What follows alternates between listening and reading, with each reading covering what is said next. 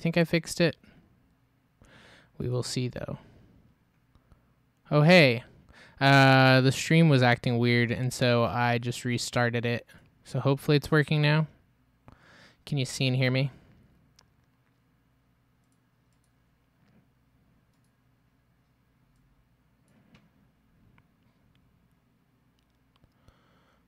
Okay, looks good on this end. Let me just make sure that this link's working. Cool. Awesome. So, basically, I wanted to take a few minutes and do another sort of just me talking to camera vlog because I haven't done one of those in a while. So if you haven't watched any of my videos before, my name's Evan. I'm a filmmaker from Massachusetts, and most of what I do lately is work as a commercial film director of photography. And so that encompasses a broad spectrum of projects, I guess. But I've done everything from starting out doing just direct-to-client one-man band stuff with my Canon Rebel T3i into working on bigger productions and sort of running a small production company. And now most of what I do is getting to be a part of a team on even bigger productions, which is a super awesome privilege that I'm super thankful to get to work on. And I feel like one of the things that I've learned is super important when trying to make something, specifically when trying to make something in the film sphere, is that you need to have a plan. And that's honestly most of the projects that I'm involved in that I would say don't come out good or aren't as good as they could be or whatever else. And especially the projects that are frustrating to work on are usually projects that there wasn't that good a plan. You know, the time wasn't put into the vision, and so you just sort of get this slapped together thing, and you can just feel it by the time it's done, whether that's it just doesn't feel cohesive or it doesn't tell a strong story. There just wasn't a really good vision, and you can't really just walk into somewhere and expect a project to just fall into line. And so some of that is pre-production. Most of that, I would say, is the production company or director or whoever it may be taking the time to figure out what they're trying to say. And like, to me as a DP, that helps me make the decisions that I need to help make the project good, but I need to know what it is you're trying to say. And so, you know, if you're telling the story of some kid who, you know, was an up-and-coming football star and then got in an accident, like, I want to know what you see his arc being, and then I want to be able to speak into it, and we have to come together and create this, like, good vision on paper. It has to play well before you even get out and start shooting, before you can actually make it sort of sing at the end of the thing. And so if you just sort of try and go wander into a production, it's usually not going to turn out very well. And so taking that time to sort of have a vision and developing taste and making bold decisions and being able to say, like, I don't think we need to do that. Like, that scene's not actually important. And what's more important is we should, you know, do this other thing that makes sense to the character's development or to the story or to the brand or whatever it may be. But being able to make those decisions ahead of time so that you can then efficiently and effectively use your time in production is like the most important thing. And so that's one of the things that I try to be intentional about now with my work, is working with people who have a vision, who have an idea, who have something they're trying to say, and then I can come alongside and hopefully make it really pretty and make it good overall. So the other factor at play, though, is a lot of the times good films require you being good at pivoting. And pivoting is what happens when you have a plan and something's not working. Or it can be what happens when you have a plan and something better presents itself. And so some people say that they really like to just like wander into things because they, you know, figure it out as they go. But I think the value of having a plan and having a vision is it allows you to actually make smart decisions about pivoting. So I've been on a number of projects the last few months, traveling around the country, and once to Canada. And I feel like nothing ever works out perfectly for the most part, at least. Like maybe you have a shoot that everything falls into line, you know, you get every shot you want on the shot list, every location plays out the way you want it, scheduling isn't an issue, but most of the time something doesn't work out. And almost every shoot that I've been on, something doesn't work out. And usually it's not like some tiny little thing, it's like some decently important piece of the puzzle is not playing the way you want it to. And so, like, I went to Portland for a shoot, and we were supposed to film on the coast of Oregon, and we get there, scout all the locations, we make our plan and make a schedule, and we go, okay, we want to go here and shoot this scene on the beach, and then we want to go to this cliff and shoot kind of the guy's, moment of his struggle and his emotional conflict up on this cliff, and we make a big plan. And we're like, this is a great plan. We have great locations. We've used Sunseeker and the light should be good here. Like we have a really good plan. And we wake up the next day and it's just pouring. And so we had to pivot. And initially we just went out and sort of tried to trudge along through our plan and do what we could. And, you know, bagged camera and bagged crew and just tried to shoot in the rain. But me and the director sort of had to have a talk halfway through the day. And this is a 2-day shoot. We were supposed to do 1 day on the coast, drive home the next morning, do a day back in Portland, and then bounce out. So it's not like we had a ton of time and flexibility. And I had to tell the director, I was like, look, this, like, we're not getting what we need. And this stuff is really important. And so we're sitting here like looking at, I use Dark Sky as my weather app, and I'm looking at Dark Sky and I'm like, tomorrow morning this stuff's supposed to clear up, but like right now we're not getting anything. And so here are the 3 most important scenes we have in these locations. I think we have to stay overnight here. And we can push these scenes into the time where it's hopefully not raining tomorrow. If it clears up at all tonight, we can still pick up, you know, these 1 or 2 other things, even if it's a little wet. And so we had to make a backup plan really quickly. And it meant us cutting a scene back in Portland where we were supposed to have people dirt biking. And we said, this scene really isn't story critical. We can, you know, make some stuff work here to fill that gap. But we had to pivot, stay another night, and shift production because the rain just wasn't going to go away, and we had to get what we had to get. And so us having a plan and knowing the story, we knew the arc of our character. We knew what's the beginning, middle, and end. What are the scenes we need for B-roll? And then we could say, what are the scenes we don't really need? Like that dirt biking thing we can cut.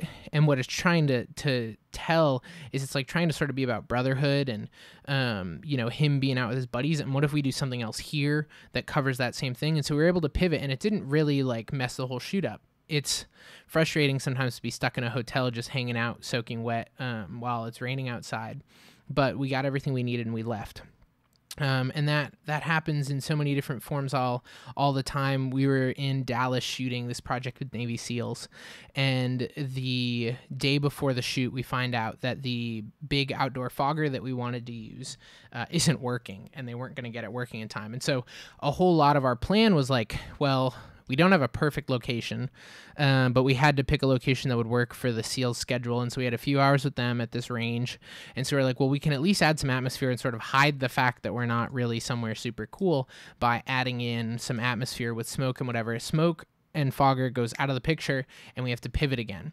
And so what we ended up deciding to do was we called every paintball and airsoft store in Dallas and bought something like 50 smoke grenades and just sent a PA around to buy a bunch of smoke grenades.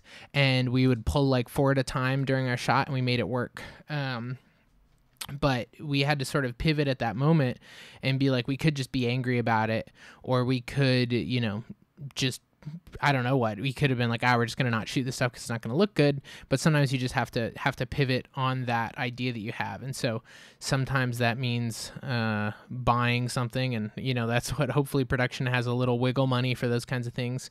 And sometimes it means, if your talent isn't giving you what you need, say that you're filming a story about an athlete who's struggling or something, and they're just not really emotionally in that place. Like, you have to be able to pivot and go, okay, like if this isn't working, what's something else we could do that accomplishes what I need for my story, but is going to be accomplishable with what we have access to? And maybe that's the person that's not giving you what you originally wanted. And so I think one of the things that separates like decent filmmakers from great filmmakers is that good planning goes a long way, and having a vision goes a long way, but being able to pivot wisely when stuff doesn't go right is absolutely critical to something ending up good. And so a lot of these guys who you'll see put out awesome pieces, I think they have a clear enough vision that they know what they need, that when something isn't working, they're able to go, okay, here's a good plan B, and it doesn't totally wreck their day.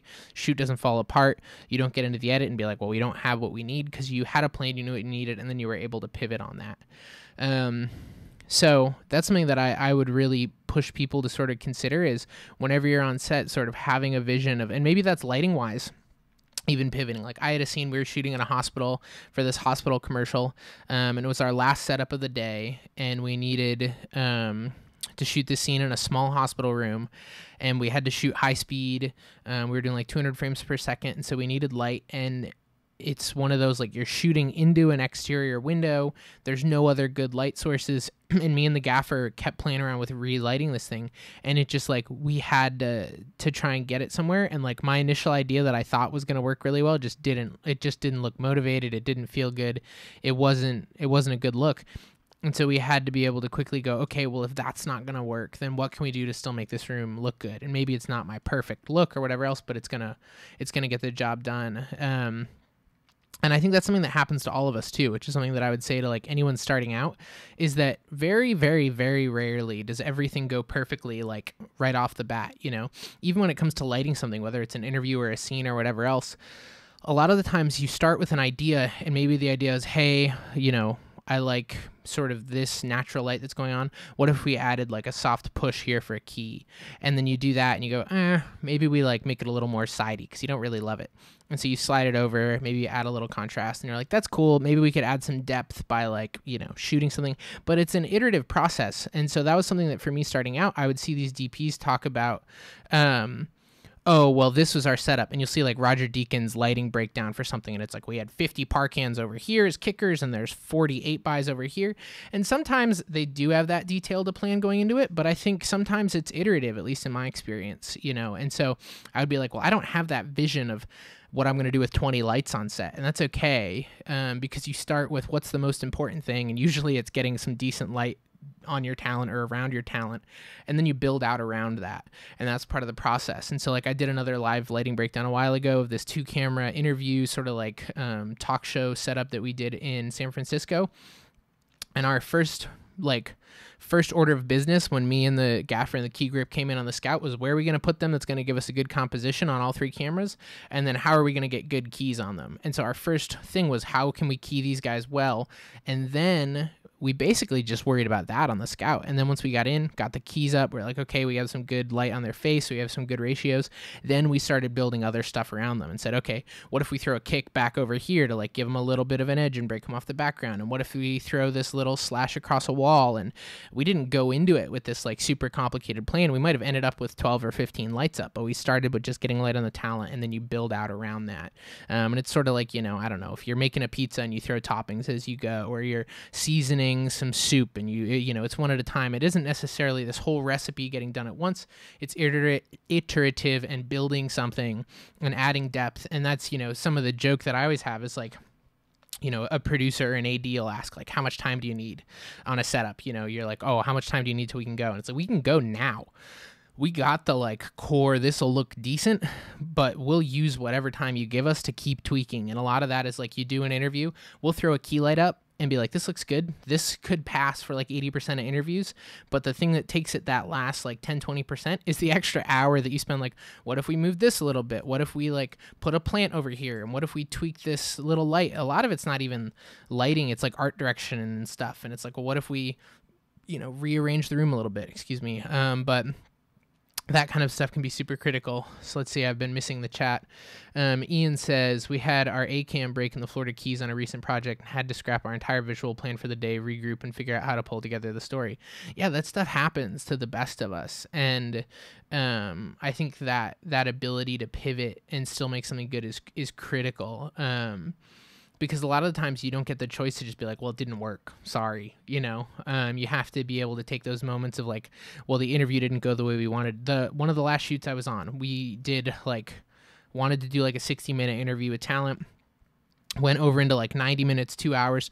We ended up having to cut all our B-roll scenes at this location that we were supposed to shoot at, basically, because the interview ate up all that time. But the director needed the interview because he was trying to get what he was trying to get. And I was saying, it's fine. We'll figure out an alternative B-roll, get what you need out of the interview. And the interview just didn't play the way that it was supposed to in pre-pro. You know, there was a pre-interview, there was all this stuff, but they just didn't give what was expected. And so we had to sort of be able to pivot that story and go, okay, like, what's our new story? And we sat in the car after the interview, wrapped everything out. We were going to the next location.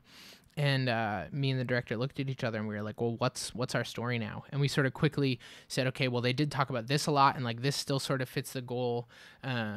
And, you know, we could still make this sort of the general progression of like beginning, middle, and end. And I think we still have a story here. It's just like, this isn't going to be the heartbeat of it anymore. And we said, okay, cool, break. And went on to the next scene and carried on. And so I'm interested to see the edit. But I think that ability to assess a situation and, you know, in that case, it was pivoting post-interview and going, okay, how does what just happened affect our plan going forward? Maybe we need to change the feel of some of this B-roll or cut a scene or add a scene or whatever else. But that can be really important. And another thing is that even happens with gear, you know, whether gear breaks, like Ian said, or production's like, oh, well, we can't afford something. It's like, okay, well, where can we pivot how we're using funds to get what we need? And so like another recent shoot, we were like, hey, we really want to shoot on these lenses because we're not going to have a whole bunch of time to like light everything. A lot of it was going to have to be run and gun. And so we wanted to give some good like cinematic quality to it. And I totally like, your first order of business should always be composing and lighting and everything else. But there's a time that like, if you have to shoot something sort of doc style in terms of your crew and whatnot, that like good camera and good lenses do buy you a bit of look. So we said, hey, we really want to shoot on these lenses. And production was like, okay, well, we don't have the money.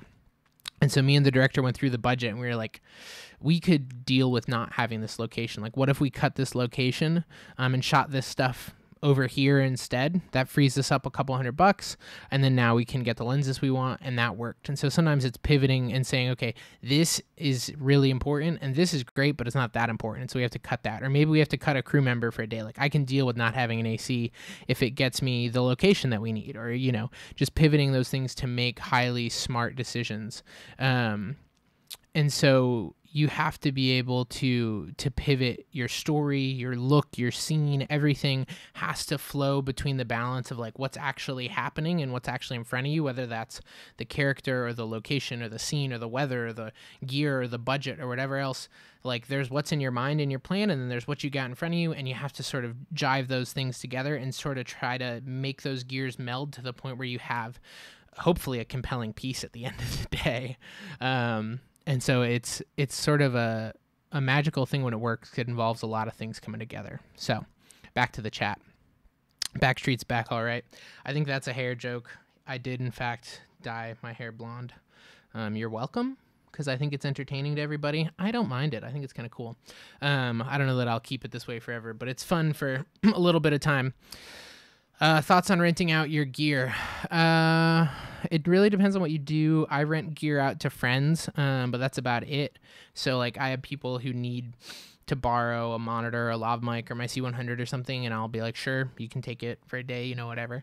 I personally wouldn't like rent my gear out to just anyone, because it's not worth the risk of it getting damaged.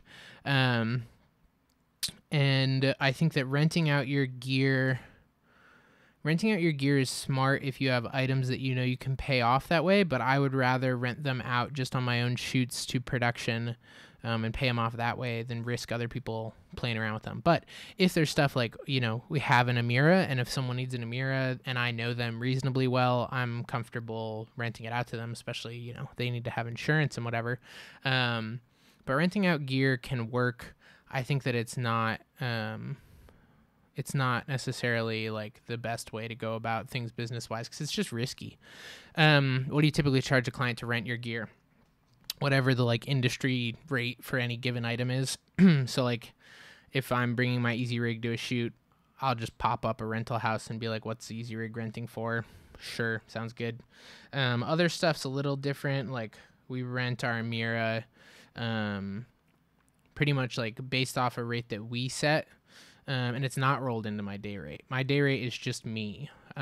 So if you, for the most part, and this is where there's some flexibility depending on the project you're working on and whatnot, but for the most part, if someone pays me my day rate, they get me for the day, and that's about it. Like, I might bring some little things, but I'm assuming that you've got what you need otherwise, unless we've talked and you know, whatever else. But day rate covers me, and then anything on top of that is extra. So if they want camera, we have a number for, hey, here's what the Amira costs for a day, and that's basically for a full package that's shootable and whatever. And sometimes, depending on the production, like if it's a production that there's actual budget for, like we'll itemize everything. You know, if there's, hey, you know, here's how much the quasars cost, and here's how much lenses cost, and whatever else. Excuse me. Certain smaller projects, it's like, if I can get myself paid and the Amira paid, like I'll throw my easy rig in. You know, I'm not going to nickel and dime you over small stuff, but it definitely depends a little bit.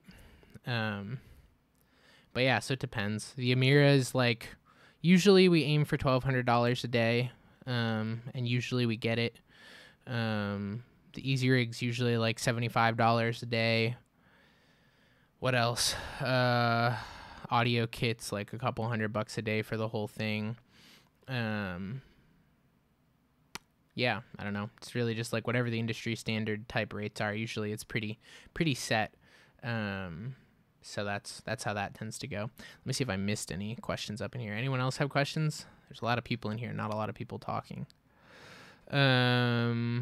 Is it silly to upgrade a camera with only 6 upcoming videos on my calendar, or does it make sense since I have a great camera that will be ready for new shoots?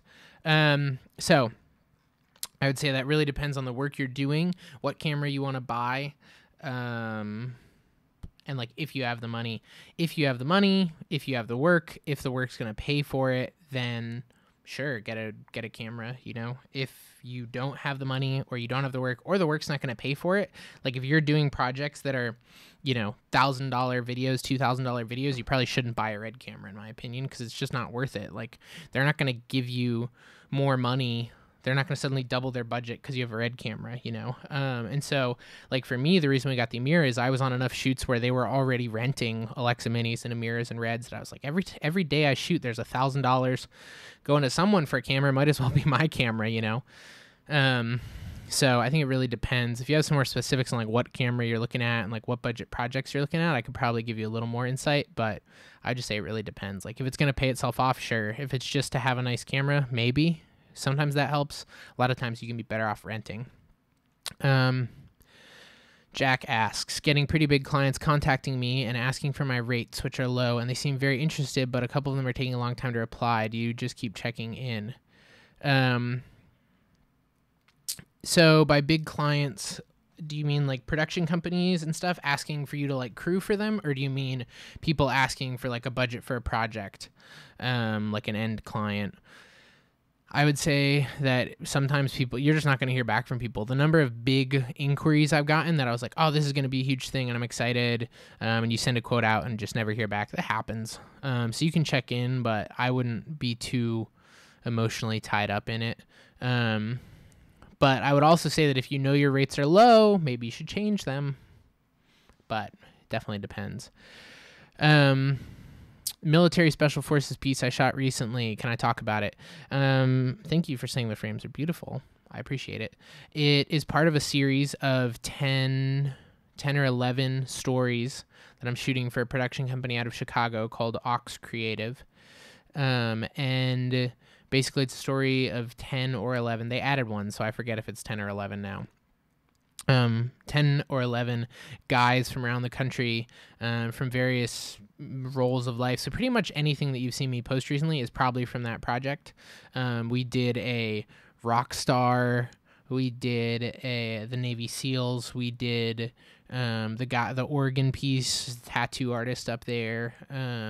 What else did we do? The thing we did in Colorado was that. But so it's all part of this ongoing stories. And so we're doing 2 more for them later this month on a ex-soccer player and a rapper. So the SEAL thing is a story of this guy who's an ex-SEAL. And part of his story was sort of his experience with like brotherhood and manhood and whatnot in the SEALs. The projects are all part of this like men's group sort of testimony project. And so we got to spend afternoon and evening running around with some Navy SEALs in Texas, and it was a lot of fun. We definitely ran into just some like logistical things with it, but I think we pivoted well and got what we needed. One of the things, just another example of pivoting that we ran into was like we had ideas of what we wanted for shots, and then we would tell stuff to them and they're like, well, that's not how we would do it as SEALs. That's not the most tactically sound way of doing something. And so we had to sort of work out a middle ground with them where we were both happy, where they didn't feel like they were doing something they were uncomfortable with on camera because, on a certain level, it is their profession and their reputation, whatever, but also getting what we needed for the project. But it was a fun thing. I'm excited for it to be put together. I'm going to be doing a bigger breakdown on that on Patreon really soon, maybe Friday. Talking about how we lit it all, sort of what our references were, some of the logistics on that. So if you're interested in that, check it out, patreon.com/eborsier. But yeah, it was a fun piece. 2 days cooking anamorphics, had a 75 and a 40, only shot on the 40. But yeah, it was a fun one. Vert Motion Pictures, asks how to branch out to neighboring cities as a DP. I live in a small town in Iowa, but I'm a few hours away from Chicago. The simple answer is do good work and then make friends with people who need good work. I live in a small town in Massachusetts. I'm 2.5 hours from New York. I'm an hour and a half from Boston. And I just don't work around here because there's not really any good work here. So I just fly all the time. And for me, that journey happened from starting just doing direct-to-client stuff and doing small local commercials and music videos and whatever, but trying to make them look really good, and then trying to get myself out there in front of the people who I knew I wanted to work for. And, now, thankfully, flights aren't usually a restricting issue in a lot of the projects that I do cost-wise, so I just get flown out to stuff. But I think the key is, making bigger things than what makes sense for where you're at. And so taking the time to make something better than maybe your local fish market, which, true story, I did a local fish market commercial, deserves on a certain level, making it really good. And then that can lead to an opportunity when you make friends with a production company in Chicago that they go, hey, that's awesome. Can you shoot this thing for us?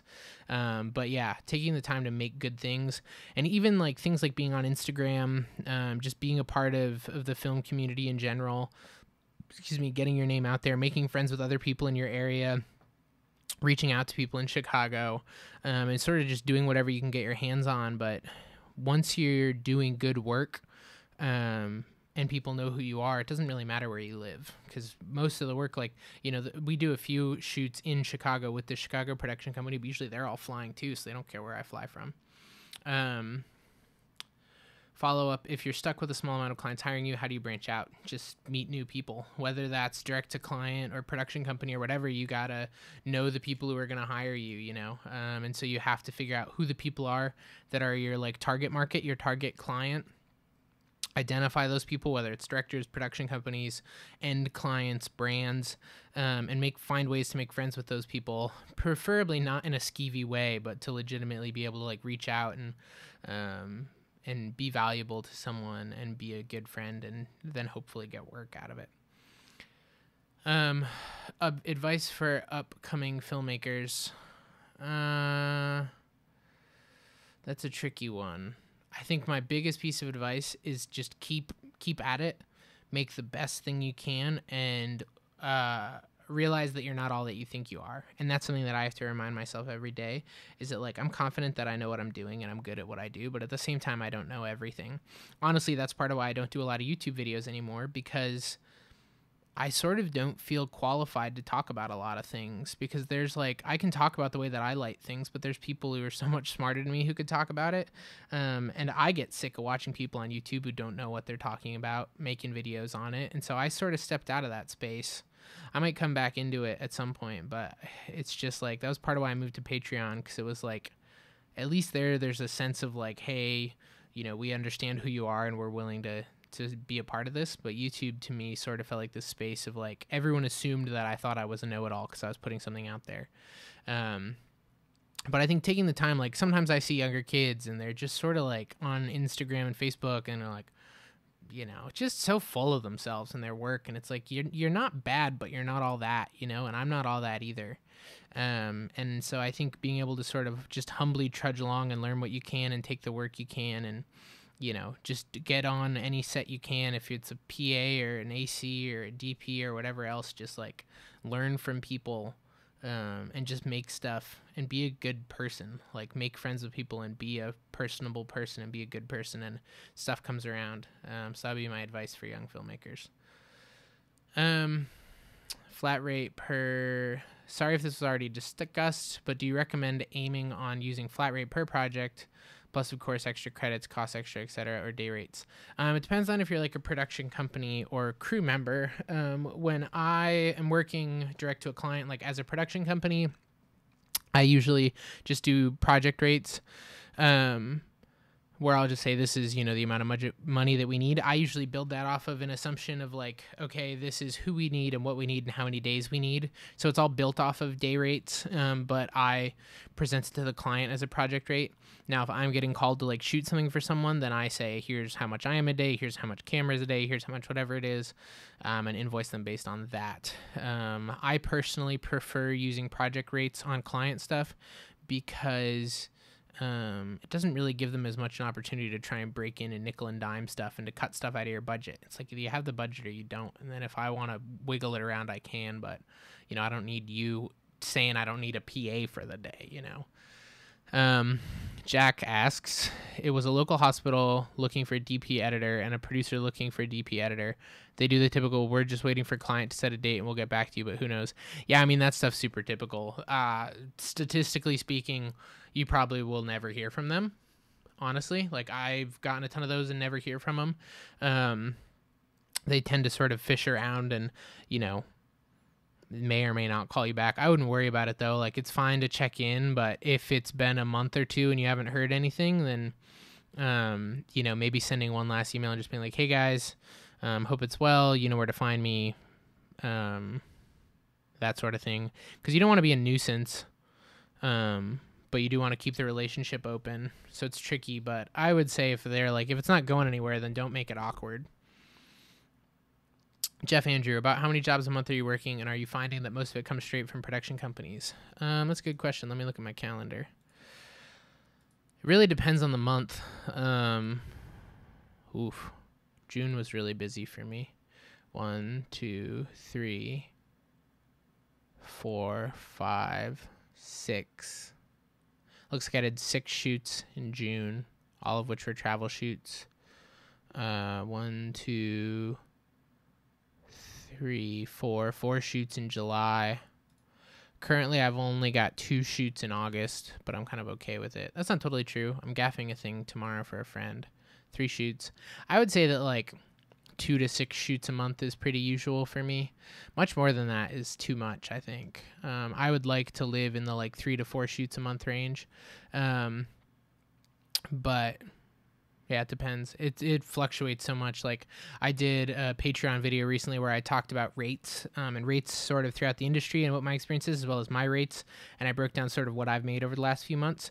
And it was like, I didn't do anything in January. Then like June was the most money that I've ever made in a month. July was pretty average, and so it sort of swings all over the place, freelance lifestyle.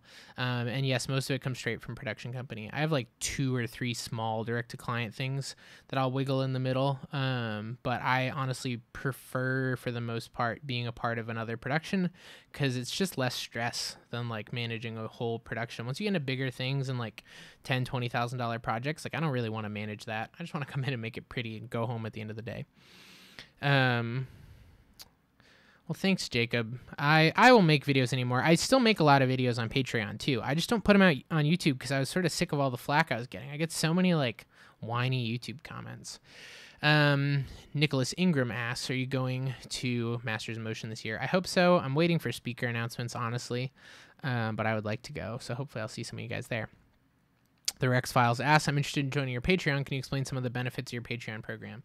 So basically, I have a podcast, which if you haven't listened to it, you should check it out. You can find it at supersecretfilmcast.com. Talk to awesome people like Greg Fraser, who shot Rogue One and Lion, Bradford Young, who shot Arrivals in the middle of shooting the Han Solo movie.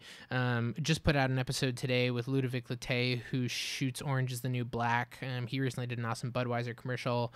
Ari Robbins, who Steadicam op from La La Land, a whole range of people. So I do the podcast. I have a blog, Blog has been a little slow lately because I've been busy traveling. I have a Facebook group and do YouTube videos, though less YouTube videos now, and try to just educate people, connect people, and help out with stuff. And so Patreon's a way to sort of support all of that and get bonus content in exchange. So basically, you pledge monthly. Cancel your pledge at any time, and there are different tiers, and you get stuff for pledging. So if you go like $1 to $4, you get your name in the end credits of YouTube videos, and you're just sort of helping out. It's a donation to help me take the time to make podcasts and whatever, which I appreciate. Once you hit $5, you get access to know about podcast guests ahead of time, and so you can ask podcast guest questions. So like Nicholas Shrunk is a creative director for Red Bull Media House, and he's going to be podcast interview Tuesday of next week, it looks like. And so if you want to have me ask him your question on air, you can do that if you go to Patreon and pledge $5 a month, and any other podcast guests as well. $10 a month, you get access to all the extra breakdowns I do. So like what I was talking about with breaking down the Navy SEAL thing, you can watch the video I just did on rates, and you also get access to every video I've ever done at that tier. So like I did an hour-long video on how to shoot moody images without getting mushy. I do project critiques for other people, so I'll post a thread. People post a bunch of projects they've done recently or their websites or anything else, and I'll go through and sort of talk about like, here's what I like, don't like, here's what you could do better, and I'll just do that on a live video like this. And so I do a lot of stuff on Patreon. If you want to spend Skype time with me and we can sort of go through whatever you want to know, I'm really up to you. On Skype, you can pledge $100 a month and we get a Skype call together. And so that's sort of how Patreon breaks down. So if you want to check that out, you can go to patreon.com/eborsier. And the best thing is you can pledge $10 or $15, check it out, watch all the stuff that you want. You could binge hours and hours of breakdowns. Lighting breakdowns, I talk about hard and soft light. Like I've done so much stuff on there, breaking down videos, how much money I make, whatever. And you can do it for a month and then dip and be like, I didn't like that much. Or you can keep doing it, and that's cool too. But yeah, patreon.com/eborsier. Ryan Wright asks, how was your first time being on a proper set where you had to communicate with different departments? How did you handle being new to the way production works while also trying to be effective? That's a good question. I think, to me, I don't remember ever feeling this like huge jump where it was like, oh snap, like all of a sudden there's 50 people on set. Like most of the stuff I work on is still relatively small crew. But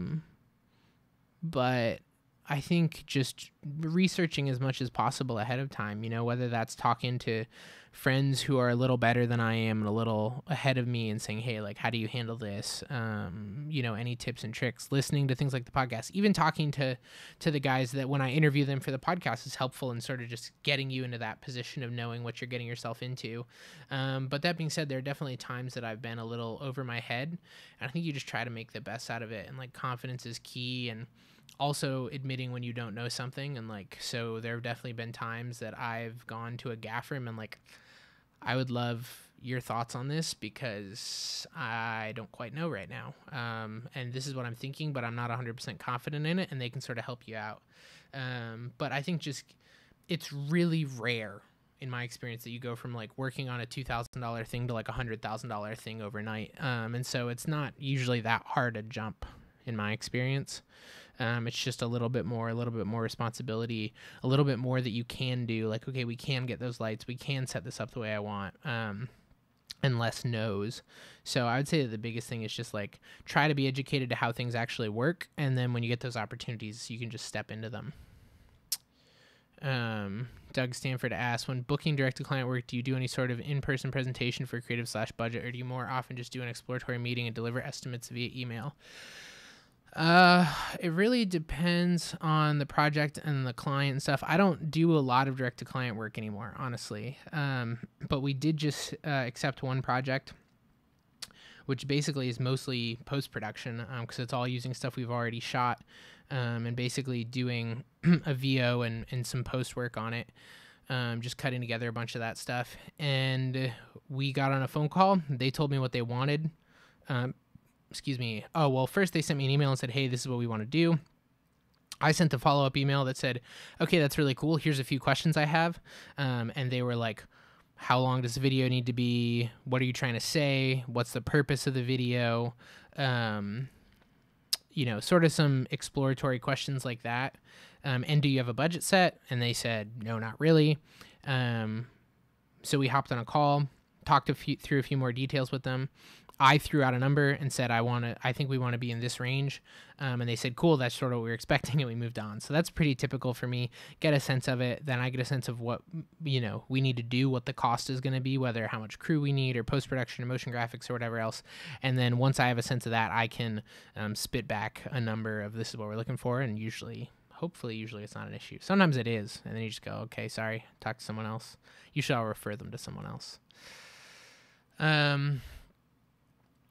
Montiel Visuals asked, do you work with any directors that keep bringing you repeat business? I do. Ox Creative's one of them. They have a few directors that I work with, but I've gotten to work with Corey and Jesse over there a few times now, and it's a great relationship to sort of get to work with a director a few times and build a little bit of a rapport and just sort of get to be in each other's brains a little. And that's something that's important to me working with new directors is I want to know how you think, so that then when we get in a situation, like I know what you're thinking, but I have to know how you think first. And so I try to ask a lot of questions and say, well, how do you feel about this? And like, what are your thoughts on, this versus that? And how do you feel about this inspiration? And I try to really get a sense for them. And even as a person, like go out to lunch and just get to know them better, because you need that relationship to then be able to play off each other and trust each other when you're actually on set. And so I feel super blessed that like, some of those directors have trusted me enough to be like, I don't need a director's monitor. You just do what you're going to do and it's going to be cool, because we're on the same wavelength. He knows that I know what he needs. He knows that I know how to do it. I know what he needs. And then we're able to do that together. Do you also edit your client work, or are you more interested in DP cinematography work now in the future? Are you interested in shorts features? I'll answer those in reverse order. I am interested in shorts and features, but I sort of want to do a good one. I've gotten reached out to about a few shorts, including one that I need to get back to Ian about. But I would love to do a short, but I'm trying to, and hopefully this doesn't sound bad, but do one that's good. Like, I don't really want to do a half-baked short just to get it out of my system. Like, I'd wait until I feel like we can do something really solid. And so, like, Ian's a guy who I feel like we can do something really solid with, so I got to talk to him. Am I interested in DP cinematography work now in the future? Yeah, that's more of my goal now. Sort of for a couple of reasons, one of which is that it's less stress and work in general because there's not all this time building clients and doing pre-pro and doing post. And like I felt like when I was doing all direct-to-client stuff, it was always in my head and I was always really stressful. Sorry, guys. But I feel like now that I'm mostly just DPing stuff, I sort of get the liberty of like, I get told about a project, they figure it all out, stuff all shows up, I show up for 2 days and go home and it's done. And I'm just better at that, honestly, too. Like, I'm a better picture maker than I am business person, so I don't really want to run a production company. But I still do some stuff. Like, I would still do smaller projects, too, like music videos and stuff, and just produce the thing. I just don't think that's my, like, big goal long term. And then last question was, do you also edit your client work? Most of it I do. We have 2 projects right now that I'm just looking to hire editors because I don't want to take the time and would rather just have someone else do it. So I've been looking for some good editors to work with consistently. Steve Roush asks, making videos is generally expensive relative to other marketing content. How do you gain confidence in your price and help clients get past sticker shock and get higher budget clients? I just did a video about this recently on Patreon too, sort of how to raise your rates and get bigger budgets.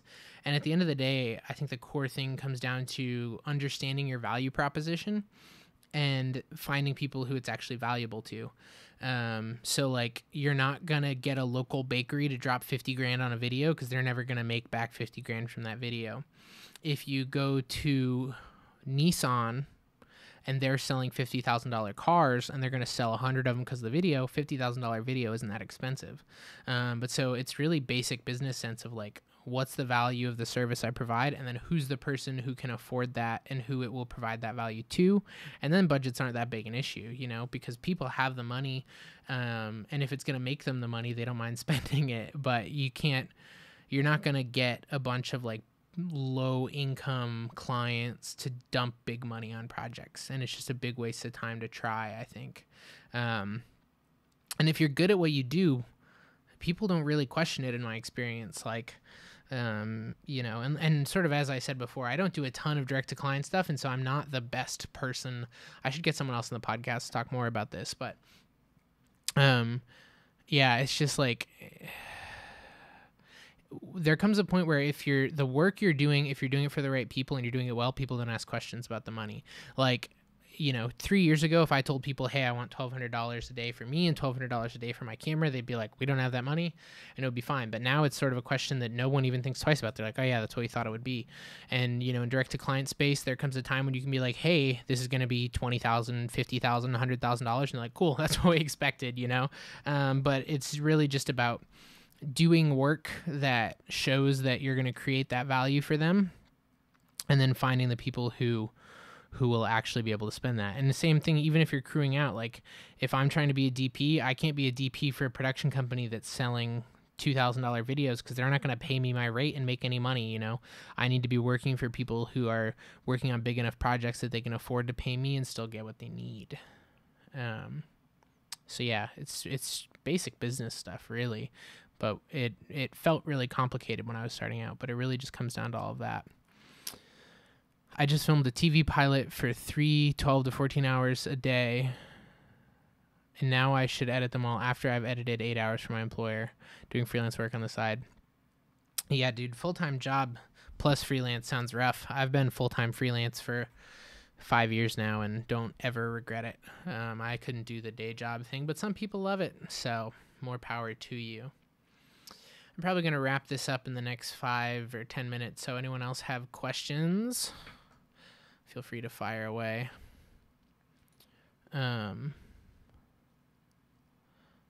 Let me check something else in here. Come on, guys. Someone has to have questions. Who's your favorite director? My second favorite director is Big Corey Weens. My most favorite director is...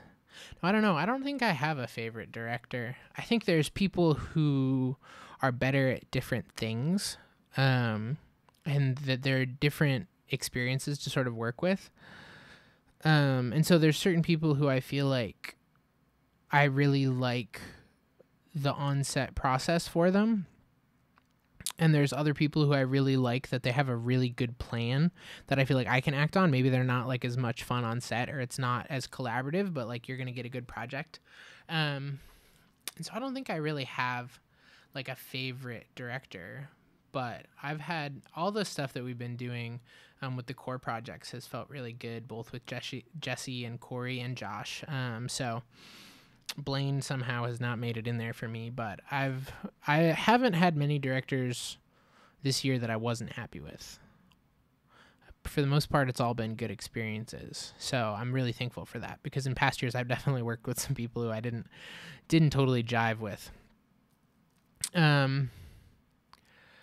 Thoughts on the red hydrogen phone? I've not watched the video yet. Honestly, I don't super care. I'll probably check it out. I doubt I'll buy one because I'm firmly in the Apple camp, but we'll see. I gotta watch the video, so don't really have any thoughts.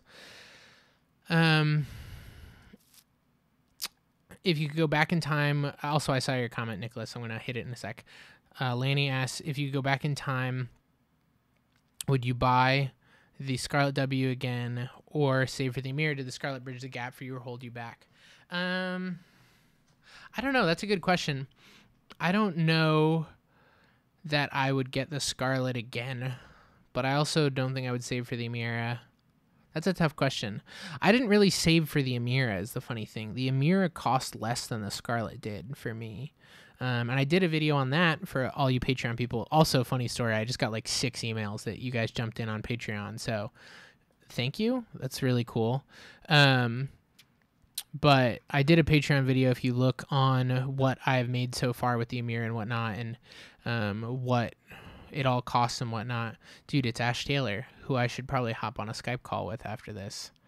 But yeah, the Amira didn't cost me more money than the Scarlet. So I don't know. In hindsight, I don't really have any regrets in that whole situation. If I were looking at it now, I would not buy a Scarlet W, but like at the time, I think it was a decent decision. Nicholas asked, any 6 to 12 months goals for yourself and the podcast Patreon group? 6 to 12 month goals for myself, I would say, are work on more bigger projects. specifically like commercial projects.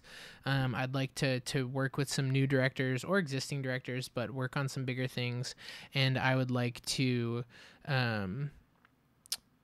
just sort of move up to a few higher tiers of project in there, because I feel like I sort of still work a lot at this like fancy mini doc thing, and I would like to do some more like commercial work, some short form like 30 and 60-second spots.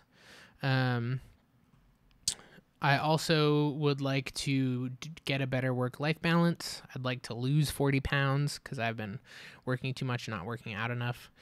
And podcast, Patreon, and group. I'd love for the podcast to be more consistent. I would love for the Patreon group to be more of a community, honestly, because I sort of feel sometimes like it's just everyone waiting for me. And there's a lot of really talented people in there who I think, Patreon isn't the best at building community, but I think there's a lot of opportunity for connections within Patreon. But also for myself, to get a better sense of what people want to know, and then me to just communicate it better. Because sometimes I'm down to do whatever on Patreon, and that's sort of my, I'll tell you anything. I'm an open book. But I have a bunch of patrons, and then I'll be like, what do you guys want to see next? And no one says anything. So if you want to see lighting breakdowns, if you want me to talk about how I think about things, I can do that. I just need to know what you want to know, and then the group's cool. I don't have a lot of specific goals with the group. It's sort of out of my hands at this point. But I think just to continue it being a hopefully safe space for people, and not... My biggest concern with the group is I just don't want it to get too newbie. I want it to be helpful for new people, but I don't want that to be our whole audience. It's just people asking sort of the same new dumb questions over and over again. What has recently inspired me? That's a good question. I think that not working has inspired me. Just sort of seeing life and taking a step back from work and realizing how much energy, both physically and mentally and emotionally, I commit to my work, and how silly it is sometimes and how much it doesn't matter. And being able to take a step back from it and not take it so seriously has been really inspiring. I think it's also been inspiring to see people who are really good at what they do, and to realize that most of them have been doing this for way, way, way, way, way longer than I have. And so all the pressure I put on myself can be good, but it can also be really counterproductive, and that I can just have fun with it sometimes. I feel like I've been looking at more photography recently, and it's been inspiring me, and it's been inspiring me to take more photos. And so if any of you follow me on Instagram, I went on a portrait tear the last 5 days. But yeah, I don't know. That's stuff that's been inspiring me. I want to watch more movies, honestly, because I don't watch many movies. I still really want to see Dunkirk. And I want to this is pertinent to the podcast question earlier. I would like to diversify it a little more sometimes. I don't know if I want to go the Patrick route of breaking down my own projects on there. I think I'll keep that in Patreon. But I would like to, I want me and Quentin or someone to go watch Dunkirk together, and then debrief Dunkirk on the podcast and argue about it. I think that'd be fun, I would love to do more stuff with 2 or 3 people talking about something that's not ourselves. And so maybe that's getting 2 people to talk about, RE red sensors or whatever else, talking about different lighting things. I think that'd be fun. Master Primes or Ultra Panavisions. I don't think you can own Panavision lenses. I think they own them all. So I guess I would prefer to own those because they would be much rarer. I've never shot on Panavision stuff though, or Master Primes, so it's all guesswork for me. Yeah, that's a tough one. Top guest you'd love to book for the podcast that you aren't currently in talks with. Oh man, that's tough. There's a bunch of big people who I would be super down to talk to, but who I don't know if they'd ever come on the podcast. I'd love to talk to Roger Deakins. I'd love to talk to Christopher Nolan. I'd love to talk to Michael Bay. I'd love to talk to actors. I think that talking to some big actors would be really cool. I'd love to talk to Jennifer Lawrence or Brad Pitt or someone like that about the acting side of things. I would love to talk to, I don't know. I'd love to talk to anyone who does what they do well, really. I've debated a few times breaking it out and even talking to musicians and stuff. I'd love talking to composers. I'd love talking to the Weta Digital guys. I'd love talking to Andy Serkis. There's so many people who I feel would be really fascinating conversations. It's just getting out in front of them that's the hardest thing. But yeah, favorite DP in film at the moment. That's tough.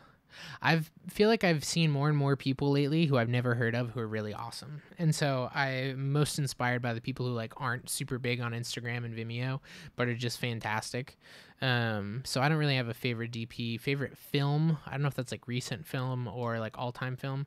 I really liked the new Spider-Man movie, and I know a lot of people didn't, but I was a fan. We should have a podcast argument about it. Ash in the house. Yeah, dude, Ash is awesome. Dude, I gotta see Dunkirk. I hear really mixed things. Like our friends the other day said they didn't like it. They're not film people. So maybe that's why. I told them, I was like, Christopher Nolan movies are sort of an investment. So maybe I can get Quentin to go see Dunkirk with me Friday and we'll do a debrief podcast. Or if you've seen it, Ash, I'll go see it and then we can do the podcast. Also, if you guys do not subscribe to Ash's channel, you should go do that. Ash Taylor, he does awesome tech videos, and he's way more talented than I will ever be at making YouTube videos, and in general, honestly. But I've been telling him that we need to band together and do some collaborative film tutorial stuff, because he's really good at YouTube videos. And I'm okay at talking about stuff, but I'm not really good at making YouTube videos, honestly. So I keep trying to twist his arm that we should do something together now that he's on this side of the pond, because he used to be in England. And yeah, so he's really cool. You guys should go subscribe to him and check it out. So I think that's probably about it for time for me on this. This was cool. I enjoyed it. I hope you guys enjoyed it. I should do this again sometime, I think. Because I honestly, like, I also fight consistently this thing where I'm like, I should just go back to making vlogs of me talking about stuff, and I never know what to talk about. Like business stuff or industry stuff or whatever, like the little short me talking to camera vlogs. People seem to like those, but I'm always torn on like what to talk about. And so I think this might be a better way to do it, because I like the interaction with the chat and whatnot too. So if you have subscribed to me on Patreon now, thank you. And check it out. Tell me what you think. And honestly, I would love honest feedback, because I'll see sometimes people dip out. You know, I get notifications when people cancel their pledges, and that's fine. No pressure for me. Honestly, like, if you don't dig it, totally fine. But if there's stuff that you want to see more of, please take the time to shoot me a message, because the only way that I know more is to hear like, hey, I really want to see this. And it's usually plenty possible for me to take the time to do that. But if no one's saying anything, I'm just sort of guessing. So that can be hard. So if you give some direction, that's really helpful, because at the end of the day, for me, Patreon is taking the people who want to learn, making myself available to them, and just equipping them to do whatever they want to do, whether that's the business side, the technical side, the creative side. So shoot me a message, leave me a comment, check out the last few threads. There's a slightly older thread. There's two threads worth noting. One is the Nicholas Shrunk podcast one, because we've had to reschedule him a few times. So you should go leave a question for Nicholas. The other one is the what's the other one? Why am I blanking right now? There's an older project critique one, which is where you can post your work and I'll watch it and give you some thoughts. And I'm picking someone who shares their work to here we go. Let me drag OBS off of here and switch this. I'm picking someone who shares their work to win a Rode Video Micro. So this is Patreon. You can look at tags on things, and I usually try to categorize things. So if you go over to posts, you can look at lighting, critique, cinematography, rates. I try to tag things you can have a sense of, like if you're looking for something in particular. Honestly, they don't make it as easy to search as I would like, but you can also just dig through posts here and go back and watch stuff. So this is all podcast stuff, I think. But the Nicholas Shrunk one, you should leave a comment on. I did a live video yesterday doing some post stuff. Did a behind the scenes of this one shot, questions for Ludovic. I shared some stuff I was testing out with diffusion filters. Sometimes I'll also just post like, this is a BTS breakdown, just a quick lighting breakdown of an interview that I did recently. And some thoughts sort of on why we went with bounced light. So you can see some of that in there. This is a video that I did on rates and negotiating rates and projects and stuff. And so if you want to see exactly what I get paid and see a few invoices of mine and see sort of my recap for how much money I've made this year, because you just want to judge me, you can do that in there. Getting out of low, no budget work. Project critique. This is the thread with a bad picture of me where if you post a project for me to check out, you might win a Rode Video Micro. And yeah, Amira rig rundowns. I do a lot of stuff in here, so just dig through, check it out. There's a lot of older stuff too, with like some more extended breakdowns of even like the Lazarus video that I did last year where I talk about budgets and stuff. So there's a lot of stuff in here. Dig it, check it out, send me a message. You did miss the main combo, but the replay will be up of this whole thing, so watch it when it comes out. Also, I do have to give Ash a little, I don't know if this is a shout out or if this is just me like being self-indulgent, but one of the funniest things to me about Ash is that he's been finding ways to put these weird little shout outs in his videos for me. So like one of them, and I didn't even know about these things. I've had to have other people tell me. Like I had a friend who doesn't know Ash at all, but who's like a tech guy, send me a message and he was like, hey, look at this video, you might recognize someone. Let me see where it is. This is Ash's beautiful face. He makes the best looking tech reviews on all of YouTube. I'm gonna straight up drop that thunder right there. Dang it, where is it in here? Anyway, there's a little shout out where Ash decides to flash my Instagram for some reason. Oh yeah. So I get to be liked on Instagram. So that was one of the little shout outs. And then the other one was this like dream screen video that he did. Boom boom. Let's see. Oh, this. So he's doing this review of this like lighting thing, and he puts my reel or the Buccaneer Sports video, I'm not sure which one it technically is, on the TV. So Ash is a silly goober, but he is fantastic, and his stuff looks so freaking good. It's ridiculous. And he gets a lot of views. Look at this stuff. It's like 500,000 views. Great budget smartphones. Can you get me a great smartphone? This one's old, though, so he's going to be mad that I'm posting it. But the new ones look really good. The old ones look good, too. Anyway, so I think that's it for this one for me. You guys should go check out Ash. I got to talk to him about a project that we might collab on otherwise. And I have to go meet friends for dinner in a little bit. So I should wrap this up. But thank you guys for watching. Check out Patreon. If you like what you see, let me know. If there's stuff you want to see, let me know, because I can make it. I'm sure I can. I have all the gear in here, live streaming stuff, Amira C100s, lights. I'll probably do a video soon on this Aperture 120D because it's pretty. Let me see if I turned it off. That's basically what I've been keying myself with here. Let me switch this thing back over. There we go. But yeah, that's the 120D with the softbox on and off, sort of being a far side key. And then we have my LS 1.5 just bounced into my corner, sort of as a fill wrappy light. But that's it for this. You share really good information for people who are getting further into the work.